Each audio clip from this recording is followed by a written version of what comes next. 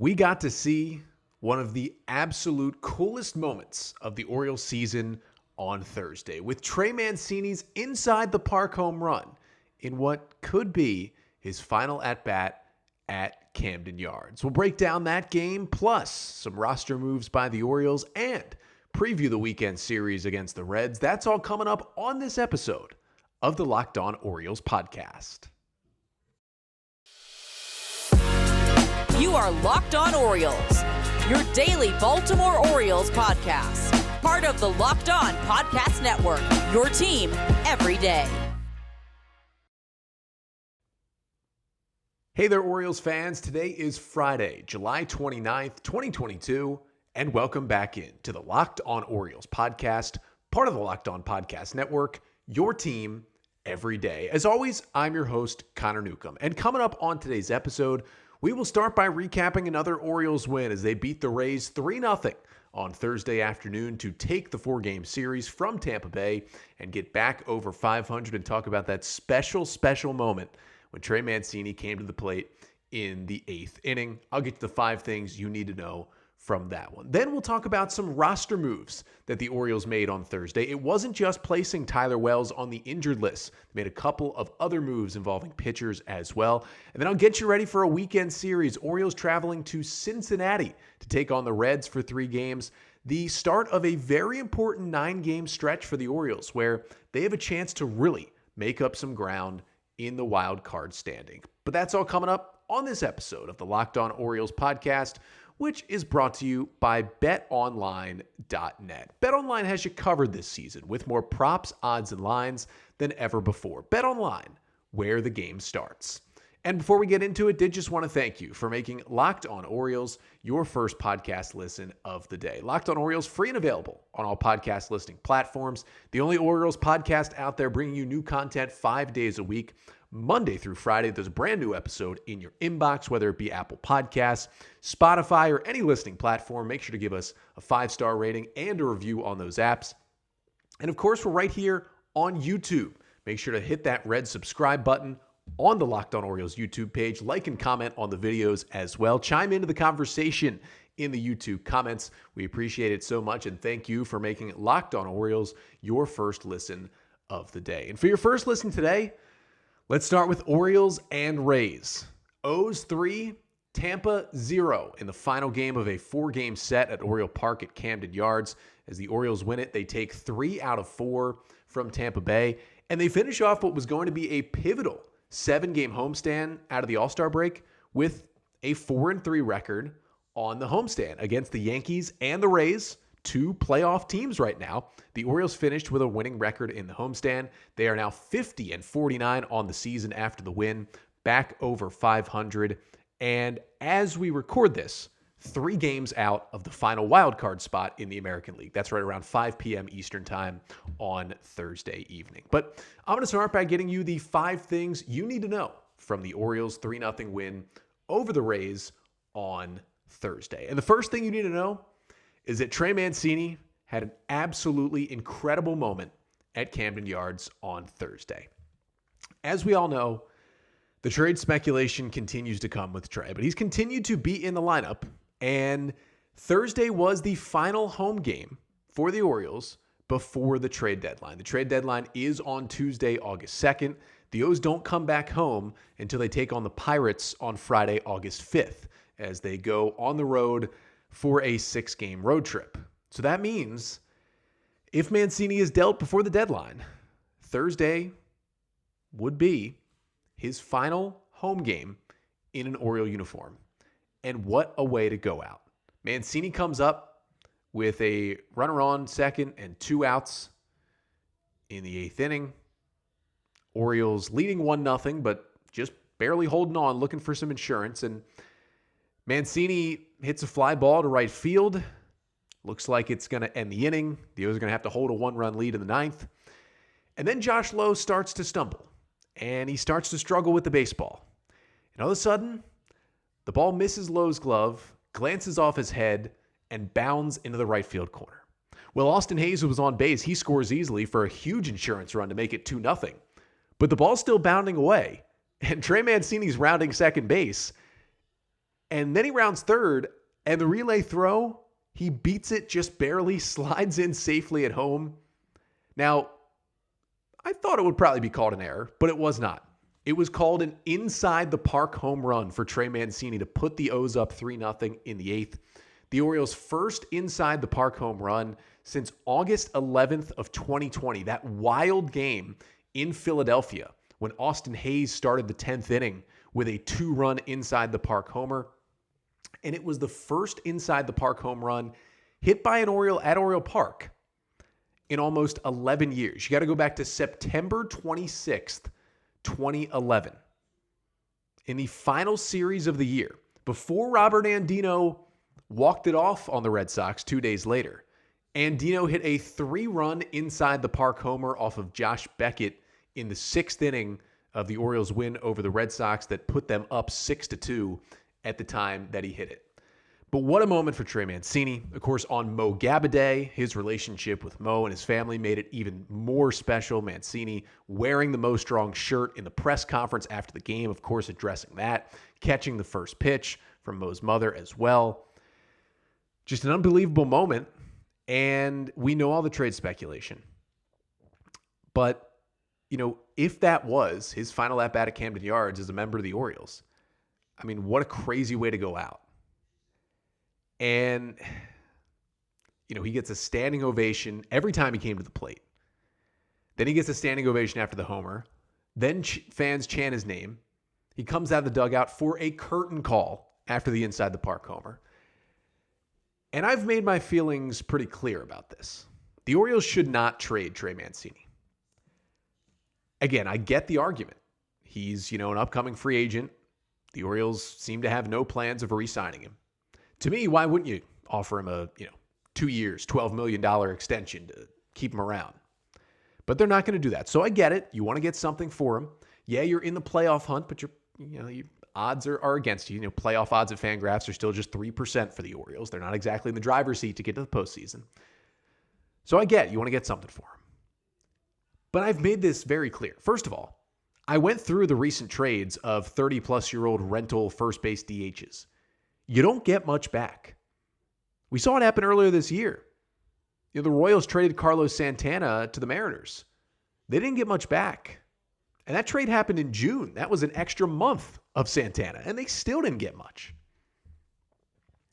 And I get, maybe the Orioles package Mancini with a reliever like Jorge Lopez and maybe send him to the Mets, and that obviously would increase the return. But most of the return would be for Jorge Lopez and not for Mancini in that case. You're not going to get much back. This is the big point. Trey Mancini, in both trade value, on-field value, clubhouse value, city value, personal value to the fans, is worth 100 times more to the Orioles than he is worth to any other team.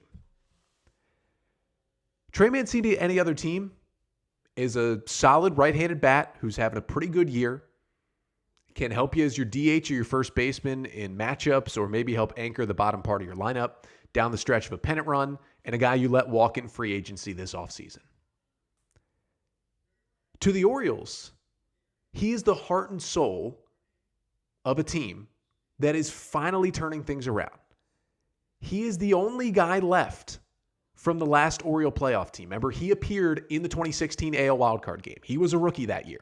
He stuck around this whole rebuild, and finally, he's seeing things turn in the positive direction here in 2022.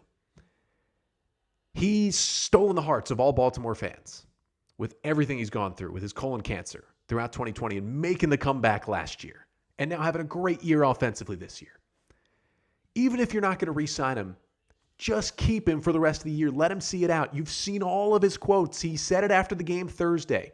He wants to be an Oriole. He wants to stay here and see this season out. He said, I get it's a business, and we're not sure what happens. He said he's going to take it day by day. And Brandon Hyde, said to hold your horses on trade talk. And Brandon Hyde said, I'd love to manage Trey Mancini for 10 more years. That's what Hyde said after the game on Thursday. It's not worth the middling prospects you'll get back. This is not a franchise-altering player that someone's getting in Trey Mancini. They're not giving up the farm for Trey Mancini. It's just not worth it. But at the end of the day, if that was the last moment at Camden Yards, or maybe the last moment at all, if he's traded before Friday night's game in Cincinnati, what a moment it was to go out on. The second thing you need to know from Thursday's win is that inside the park homer from Trey, plus an RBI double from Anthony Santander in the third, one of his 2 hits. That was enough for the offense, somehow. I mean, the Oriole offense only had 6 hits in this game, 2 from Mancini, 2 from Santander, and then 1 from Austin Hayes, and 1 from Tyler Nevin. That was it in this game, and yet the 3 runs were enough. And yeah, it wasn't the greatest lineup. You know, you had Tyler Nevin, Ryan McKenna, and Robinson Chirinos replacing Odor, Mullins, and Rutschman from the regular lineup. So certainly wasn't the best 9 offensively that the Orioles could put out there. And that bottom third of the order, Mateo, McKenna, and Chirinos went 0 for 9. Mateo lost his hitting streak. But the O's still did enough to win the game on offense, and they'll obviously be better once they have the usual 9 in there. Third thing you need to know from this one is that, well, Jordan Lyles did eat some innings in this game, something he hasn't done as much of lately. Now, he didn't eat as many innings as he would want to, but he still did eat some scoreless innings. 5 2/3 scoreless for Jordan Lyles, allowing just 3 hits. He struck out 4, he walked 4, and threw 106 pitches. That was the 3rd most pitches he's thrown all year. Lowered his ERA to 4.56 and allowed only 3 hard hit balls in 5 2/3 innings of work. Now, the stuff was solid from Lyles, and again, he wasn't hit hard by any stretch of the imagination. But the reason why Lyles couldn't complete 6 innings, couldn't get the quality start, which makes it 11 games in a row without a quality start for Orioles pitching, is that the walks. Yeah, 4 walks isn't this like absurd number, but you don't want to walk 4 guys in 5 2/3, especially when you look at who the walks came to. 2 of them came in the 5th. Lyles got the first out of the 5th inning. Then he walks Taylor Walls and Rene Pinto. Walls hitting 169, Pinto hitting 190. He walks those 2 guys, somehow gets out of it in the 5th. Then with 2 outs and a runner on in the 6th and a 1-0 lead, he walks Roman Quinn, who's hitting 204 and rarely gets an extra base hit. Just not challenging these guys. And so, yeah, when you walk 4 bad hitters, you're going to throw 106 pitches in 5 2/3 and have to come out 1 out short of the quality start. And he wanted those 6 innings, just you can't walk Roman Quinn. And you had to get him out of there. But I'll take it from Jordan Lyles. Wasn't his best, wasn't his worst. Command kind of lost him, and he still figured it out. And you got to give props to Lyles for that. Fourth thing you need to know from this one is that the Oriole bullpen, they did it again. They did it again. Through 3 1/3 scoreless innings, relieving Jordan Lyles to secure an Orioles 3-0 win. You got an 1 1/3 scoreless from CNL Perez, including a huge strikeout from Perez. After Lyles walked Quinn in the 6th, Perez came in, and he thought he was going to face Brett Phillips with runners on 1st and 2nd and 2 outs holding a 1-0 lead. But Kevin Cash went to his bench and brought in Randy Arozarena, who has killed the Orioles over the years and, of course, had the game-winning hit in extras on Wednesday night. And Perez delivers with a big strikeout on a 3-2 slider in the dirt to get out of the inning, and then he cruised through the 7th. Then Brian Baker came in, got 2 outs, did walk a batter, though, and did hit a batter, and left with runners on 2nd and 3rd and 2 outs in the 8th, with the Orioles leading 1-0.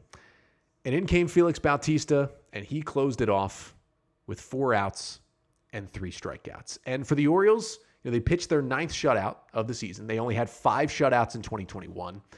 And the Oriole bullpen in this series was ridiculous.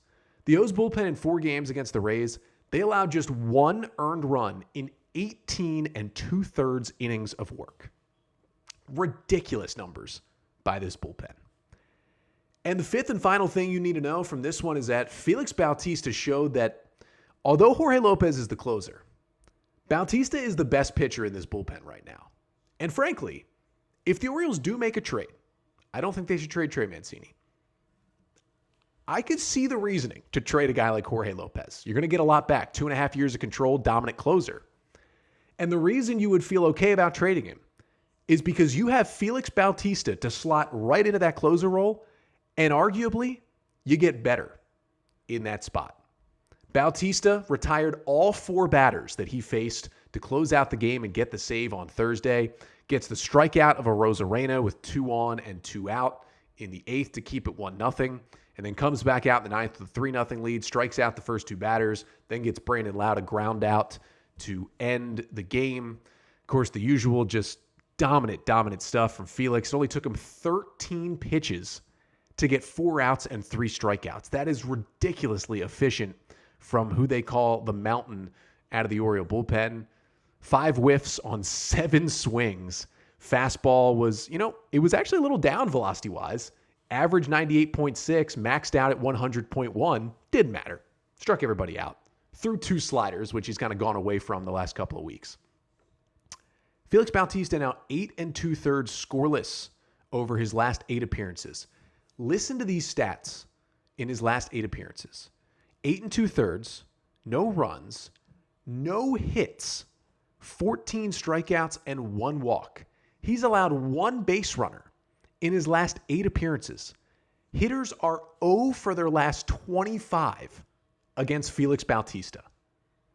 The dude is ridiculous with a 100-mile-per-hour fastball, a devastating splitter, and then he threw that slider in there a couple of times today, still showing you that he has it. Just ridiculous stuff. And the Orioles win the game 3-0, take the series 3 out of 4 from the Rays. Now 8-8 against the Rays this season after going 1-18 against Tampa Bay last year. They've won 3 separate series against the Rays this year. Last time they did that was 2018. Seems special, and they're back over 500 at 50-49. But this Oriole team, they did look a little bit different in the game on Friday because they made a couple of roster moves before the game. And coming up next, we'll talk about the 4 pitchers who were involved in those roster moves on Thursday afternoon. But first, got to tell you about LinkedIn, because you know LinkedIn, the place to search for jobs, but it's also a place to post your jobs as well. And as you gear up for the fall, you need the right people on your team to help your small business fire on all cylinders. LinkedIn Jobs is here to make it easier to find the people you want to talk to faster and for free. You can create a job post in minutes on LinkedIn Jobs to reach your network and beyond to the world's largest professional network of over 810 million people. And they've got simple tools like screening questions that make it easy to focus on the candidates with just the right skills and experience, so you can quickly prioritize who you'd like to interview and hire. And LinkedIn Jobs helps you find the candidates you want to talk to faster. Did you know that every week nearly 40 million job seekers visit LinkedIn? So post your job for free at linkedin.com/lockedonmlb. That's linkedin.com/lockedonmlb to post your job for free. Terms and conditions apply. So we'll get to these Orioles roster moves in just a second after the Orioles beat the Rays 3-0 on Thursday. But wanted to thank you again for making Locked On Orioles your first listen every day. But for your second listen, maybe check out Locked On MLB, because the MLB trade deadline is coming up on Tuesday, August 2nd, and Locked On MLB has all the breakdowns. But it's not just there. We'll also have all the breakdowns here on Locked On Orioles, rapid reactions to every move made. So subscribe now to Locked On Orioles and Locked On MLB on YouTube or wherever you get your podcasts, so you get notified when each episode premieres and get notified if the Orioles make any moves. But speaking of moves the Orioles made, they did make 2 roster moves before the game on Thursday. And one they had to make, and one they kind of felt like they had to make. So the first one, unfortunately, Tyler Wells was officially placed on the 15-day injured list with what the Orioles are calling lower side discomfort. Now, as of Thursday evening here, we still don't have a definite, diagnosis for what happened to Tyler Wells. But what we do know is he left the game in the 5th inning of Wednesday night's start with clearly some lower side discomfort. He threw a pitch in the 5th to Yandy Diaz, just kind of stretched out his side. Then he was bent over, kind of doubled over in pain with Rougned Odor checking on him. Brandon Hyde and the trainers come out, look at him, and immediately take him out of the game. You don't want to speculate. I mean, it could be a back issue, a lat issue, an oblique issue. You're just not really sure yet, but it's not what the Orioles needed. I mean, Wells in his 20 starts with a 3.90 ERA. He's probably been the Orioles' best starting pitcher throughout this year, especially with John Means out. And, I get that maybe his innings were going to start getting more limited. He's thrown 94 2/3 innings now this year after throwing just 57 innings as the Rule 5 rookie back in 2021. And the Orioles have talked about limiting his innings all year. But Now with Means out and Grayrod out, and you're still missing Kyle Bradish, now Tyler Wells goes on the injured list, and nothing's been indicated yet this is, any kind of season-ending injury for Wells. But if the Orioles are without Tyler Wells for an extended amount of time, that is not going to be good for that rotation. So we'll see how they replace him. I mean, it looks like Brandon Hyde said it's probable that Kyle Bradish will come up Monday to take Wells' turn in the rotation. Bradish, seems like he's made enough rehab starts in Double and Triple A and is good to go, finally returning from his shoulder injury that's kept him out for a couple months now. So that'll be good to get him back. But you want to get everybody healthy. So to replace Tyler Wells, the Orioles called up Bo Sulser. So they didn't quite commit to another starter yet, which was smart. Instead, just bring up another reliever because the O's bullpen has been taxed. It's now 11 straight games without a quality start for Orioles pitching.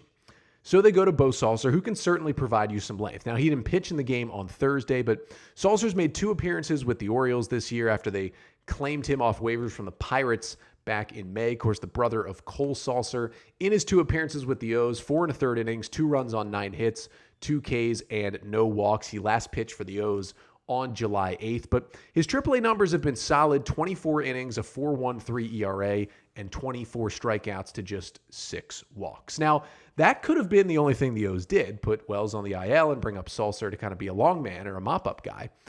But the Orioles felt like they needed more bullpen help than that for this week because the O's don't have another off day until next Thursday. The bullpen has been taxed through this entire series. Remember, you only got 3 innings from Austin Voth on Monday night. You got 5 1/3 from Spencer Watkins on Tuesday, 4 1/3 from Tyler Wells on Wednesday.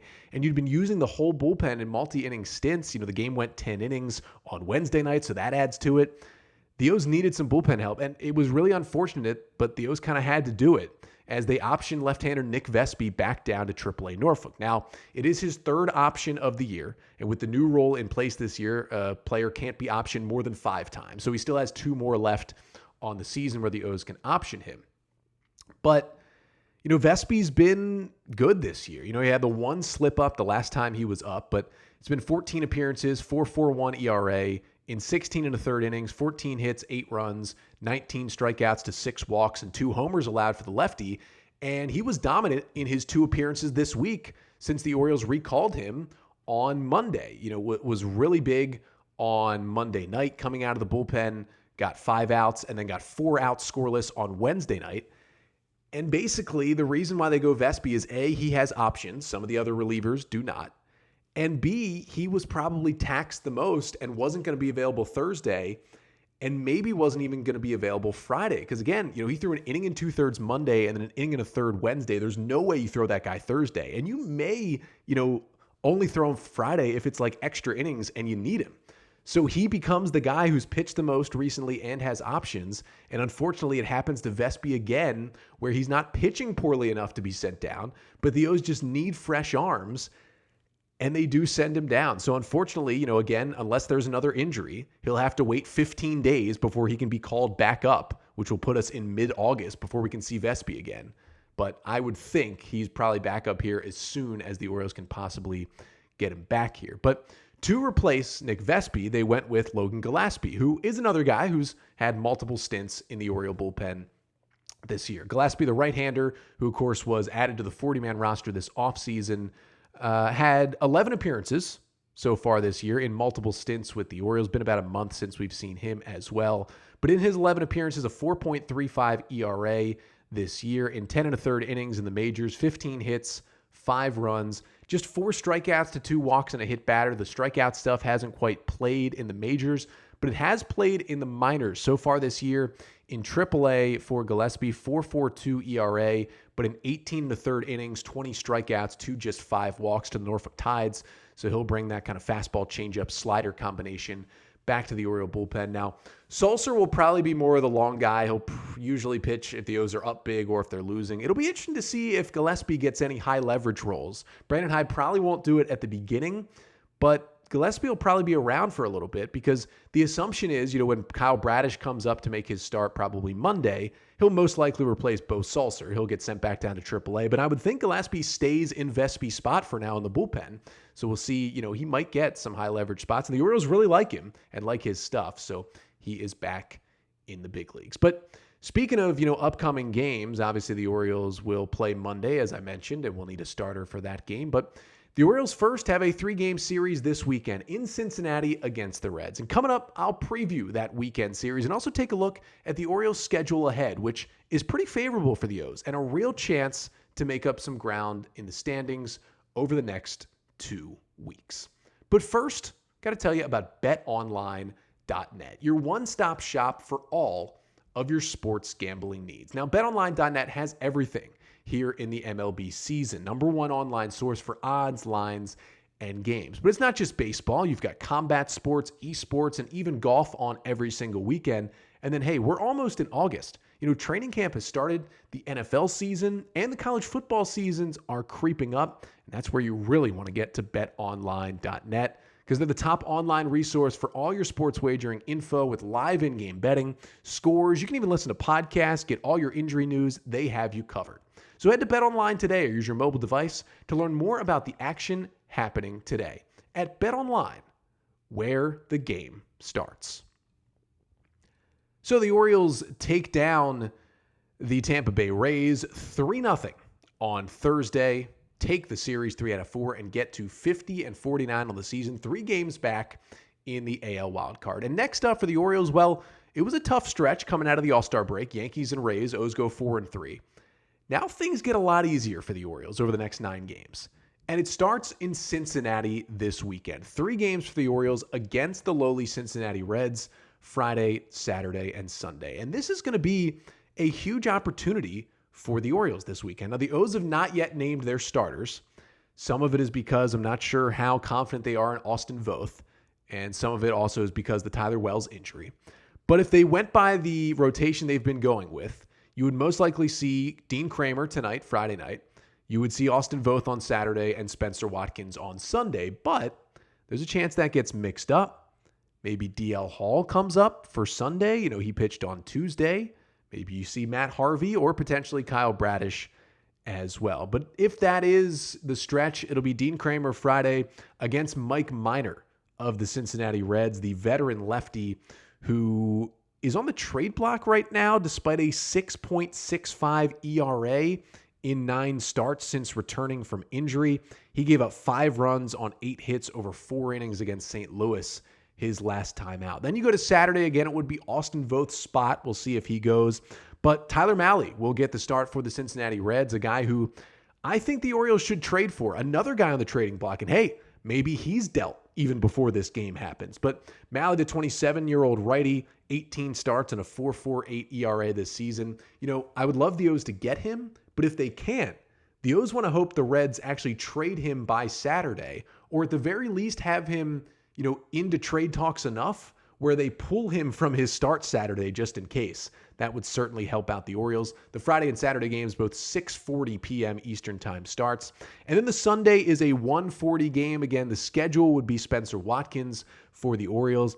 And a nice young lefty in Nick Lodolo, the 24-year-old, would get the start for the Reds. 7 starts at a 4.73 ERA, just returned off the injury list a couple of weeks ago. And in his last start against the Miami Marlins, 6 scoreless innings with 9 strikeouts for Nick Lodolo. He's got some good stuff. The Orioles could see some good starting pitching in Mahle and Lodolo on Saturday and Sunday. But listen, this Cincinnati Reds team is 38-60.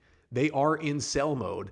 And their team for tonight's Friday night game, it could even look different by the time we get to Sunday, just because they're going to trade seemingly a lot of their players at this year's deadline. Now, the Reds just lost Thursday to the Marlins 7-6, just played a series against Miami.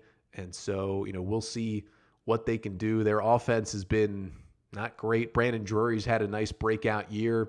Jonathan India, the NL Rookie of the Year last year, is finally back from injury, but in general, the offense hasn't been anything. The starting pitching's been okay. Their bullpen is a mess. We'll see if the O's can get these games. And that's where I wanted to end with, because here's the Orioles schedule. Now, the Orioles schedule in the second half is insanely hard. They still have plenty of games against Toronto, against Boston. They still have to play Tampa and New York. They still have 7 games against the Houston Astros. But they have one easy stretch on the schedule in the second half, and it starts right now. The next 9 games are all against bad teams.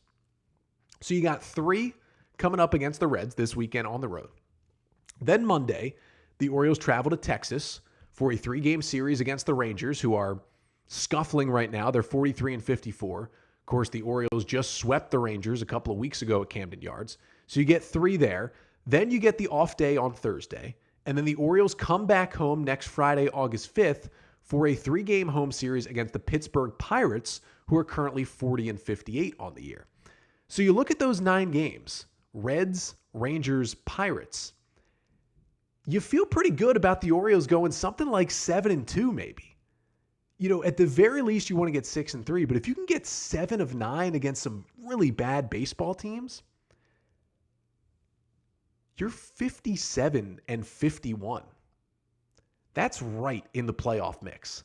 This could really change things for the Orioles, and it will be interesting because the trade deadline is Tuesday, right in the middle of this stretch of games. They'll have played 4 of the 9 games once the trade deadline comes on Tuesday afternoon. But it'll be interesting to see because after they're done playing Pittsburgh and that stretch is over, it's Toronto, Tampa, Toronto, Boston, White Sox, Houston, Cleveland. August is tough after that. But if they can get 6, 7, maybe 8 of these 9 games, they're in a much better spot moving forward. This is a big stretch for the Orioles, and it all starts tonight in Cincinnati. And then I'll be back with you on Monday here on the podcast, recapping the weekend series between the Orioles and the Cincinnati Reds, getting you my 3 big takeaways from the weekend series on Monday. And of course, if the O's do make any trades over the weekend, talk about those as well. But we'll also get you geared up for Tuesday's trade deadline when I return here on the pod on Monday. But until then, I'm Connor Newcomb, and this has been the Locked On Orioles podcast, part of the Locked On Podcast Network. Your team every day.